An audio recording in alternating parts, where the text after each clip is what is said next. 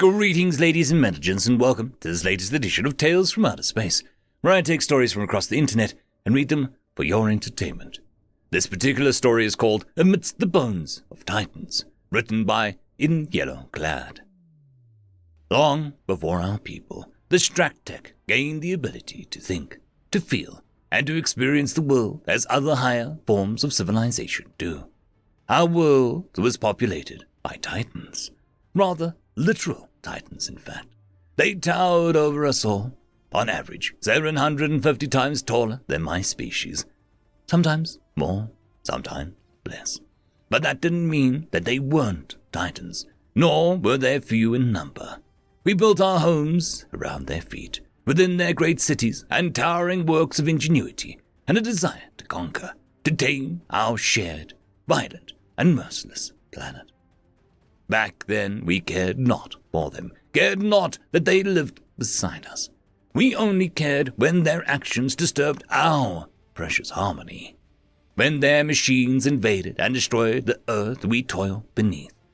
But we could not protest. Our violent retribution went unnoticed, and in time we would relocate our young, our queens, to new hives and begin anew, till the Titans came and destroyed those homes as well. Such was a cycle of beginning and ending, one that was played out again and again. We know now they did not mean to cause us such distress maliciously. Well, not all of them. Some took great joy in it, but for the most part they did not intend harm out of sadistic glee. In fact, we learned that we outnumbered them, our population far surpassing theirs even at their peak. But that only ensured that they would not be too worried over the destruction of a couple hives, for there were millions more of us to pick up the slack. The loss of so many lives, barely even noticeable. Such was the nature of our world, of their world. But that was long ago. We began our march towards sapience when their collapse came to an end. Our earliest histories, written in simple drawings upon the walls of old hives, told of a great cataclysm brought about by Titan hands, a great battle across the skies, across countless worlds, a battle of such scale that we could not fathom its size or complexity. All we knew was that our home, our world, was changed forever. Vast swaths of land were scorched in fire, others littered with the craters of massive explosions. Their once towering cities reduced to rubble. In the end, it was said that some survived, but too few to keep the Titans alive, to ensure a steady and healthy growth to their hives. The gathering of Titans soon dwindled and died out, till only one was left, and it was this one that changed us the better.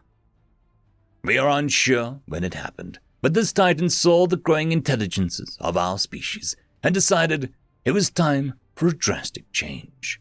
They made it their life's work to ensure that we could inherit the world that they left behind, to make something better out of the ruins. They took many of us, experimented again and again to try and make us better. Their every attempt failed, till one day, just as they were about to give up, they succeeded. Thus was the first Straktech born, but it would not be the last. One thing the many races of the Straktech can agree on is what happened next. The sky turned purple. A heavy fog settled over the lands and seeped into our hives, into our bodies.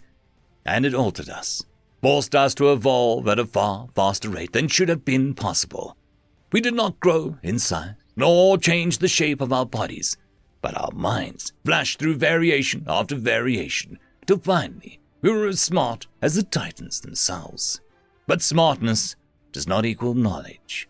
We still had much to learn, and so we learned.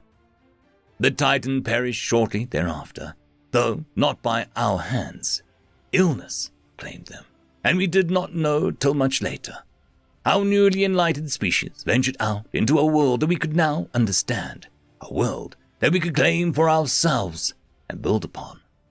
We marveled at the technology that had been left behind, the great structures, the vehicles. Everything the Titans had built was now ours, and we quickly set to work figuring it all out. But with exploration comes discovery, both good and bad. While the good outweighed the bad, certainly, to us the worst on offer were the bodies. Enough time had passed since the cataclysm, the great war across the stars, that the bodies had never been recovered. Most were now just bits of bone covered in tattered remnants of civilian wear or tactical gear. Great skeletons over which we clambered and investigated. We learned much from our studies of them, and were admittedly a bit jealous of their great gifts. In time, we translated their language into our own. Once we'd made a language of ourselves, of course. The other great hives banded together, and soon we all lived under one banner, united in our exploration of the world and its former masters. We learned of what they called themselves. Humans, a strange name, not nearly as nice as the Stratec, but we did not judge them for it. We learned of their wars, the depths of their wrath and cruelty, but also their compassion, which soared to heights unbound. They were a people of many faces and ideas, of strength, courage, and devotion, but also greed and self-serving interests that harmed countless innocents. And though this shocked us, we could not judge them. How many other species out there in the universe could claim to be pure and innocent? Everyone had a darkness to them, some more than others. Such is the way of the universe. All it took was the right conditions to set it free. Even we had a darkness inside us, one that reared its head several times and ravaged our beautiful world again and again. But like humanity, we always recovered. We always stood firm. It took 10,000 years for us to unify properly, to reach the same level of technological mastery that humanity had achieved, and then to surpass it. We, as a species, had also been changed by our own hands, as it turned out. We wished to emulate humanity, not in every way, but in some. We sculpted ourselves into new bodies, grew to new heights, and soon we even began to appear like humans, though it was clear that we were not. It was then that a discussion began, a simple question that was quickly answered as we spread out to the world humanity had claimed before their demise. In perhaps a moment of forethought, humanity had taken what was left of its dwindling population during their great civil war, an act of cooperation that transcended the conflict that they were experiencing at the time, and in essence, downloaded copies of their minds of every man, woman, and child still living. They'd even included DNA and superficial details, like a scar on the lower lip that was 2 centimeters long. That sort of thing. We had found this database, the lost humans, still clinging to a form of life that they could not perceive.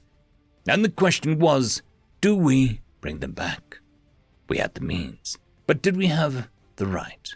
Would they accept their place living at our sides, not as slaves or anything, but as equals?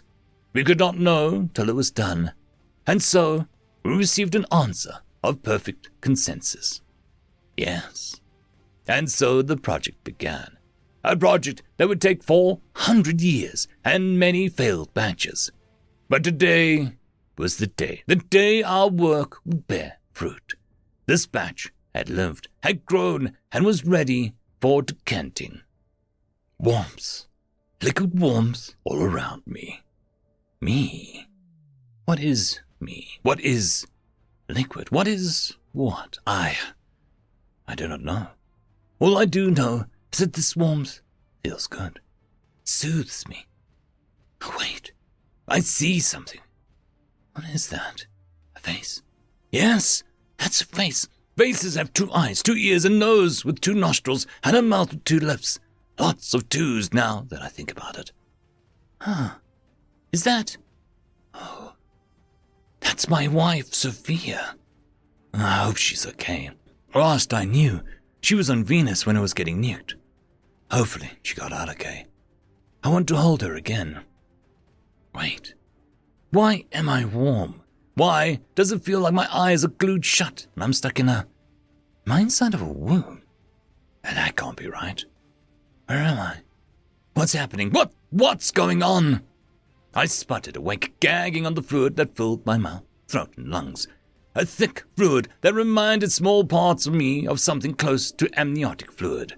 I was racked with a series of shuddering coughs that made my ribs ache as I tumbled out of whatever pod thing that I was in, unable to make sense of the world around me as I suffocated on the fluid trapped in my lungs. But heaving seemed to help. The violent expulsion of the fluid was a definite relief, and I found my arms and legs lifted like limp noodles, barely able to keep me upright, such as I was hunched over on all fours. But at least I could breathe, even if the air tastes funny. Everything felt new, felt fresh, as if I had never felt or tasted a damn thing in my entire life. And then a hand touched my back that kicked some old instincts into action immediately, as I lurched away from the contact and twisted around to face them. What I saw gave me pause. The body resembled a human in shape and orientation, standing on 2 legs. However, the legs were all weird, reminding me of a dog's hind legs in shape and function. They had wide hips and what seemed to be very large abdomen. By large, I mean it protruded from where the butt should be on a human like some weird tail. The waist was quite slim, but flared out into a decently sized torso that had 4 arms. Yes, I could accurately count. At least my eyesight was coming back. My gaze swept higher and landed on a face that was human, yet not. It had a mouth, proper human lips, but also some sort of mandible protrusions on either side of those lips. Just small ones. The nose was a bit flatter than a human's. There was no real bridge to it. Oh, and the eyes were way too big, but still somehow flattering for the being before me. It didn't have ears, though beneath the weird strands of something vaguely resembling hair, I could spot 2 holes that were presumably for detecting sound. But they also had a pair of antennae on their head, antennae which were twitching in what could be excitement. Her skin was weird. It looked like human skin, in the sense that it was stretchy and pliable, yet it had this sort of caramel glossiness to it. Weird. What does this thing remind me of? I can't remember what. Holy shit! I'm looking at an ant person! What the fuck? Can you understand me? The ant person asked in fluent English, and I felt my mouth drop open. This was somehow more shocking than the appearance of the person before me, and I was forced to do a hard reset on my brain. She sounded like a she. She was built like a she. Therefore, right now, she was a she till I was told otherwise. It seemed like the patient type. I finally noticed that she was wearing clothes as well. A skirt, since her legs didn't really allow pants. A button-up shirt that looked quite professional, and a lab coat.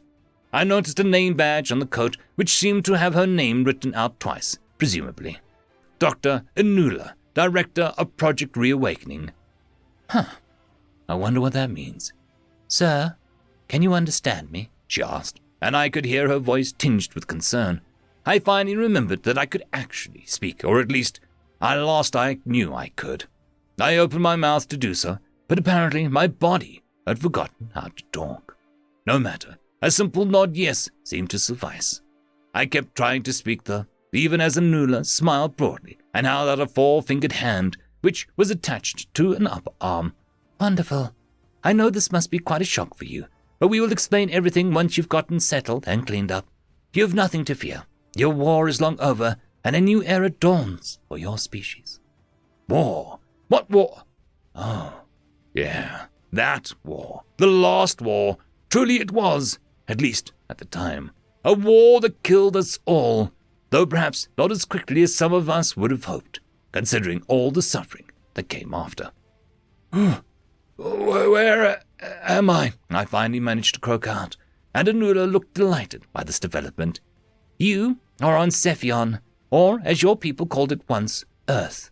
Much has changed since your people went extinct, but it is in many ways still the world that you once knew. Just nicer. She giggled, and I found myself smiling softly as the result. She seemed nice, if weird. I watched as others like her, both male and female, presumably, entered the room and stood beside her, other pods like my own, waiting for their occupants to awaken like I did. From the room, I can see my home transformed. It is much the same in the sense that these people have built great skyscrapers. There are vehicles and people on the streets and in the air, but the one thing that holds my attention is a large monument. A statue of 3 humans holding out their hands. At the feet are overly large depiction of ancient ants. Both species are reaching for the other, as if we humans were seeking to pull them out of the primitive age and uplift them. I could just make out the words written beneath them. We dedicated this monument to those who came before, and, with their dying breath, ensured that we would live on in their stead. I heard the door open behind me, and I was glad that I'd managed to get cleaned up and somewhat dressed. Anula stepped up beside me, looking out at the monument as well. We didn't say anything, but I could hear the smile in her voice when she spoke. Welcome home, Titan. End of story.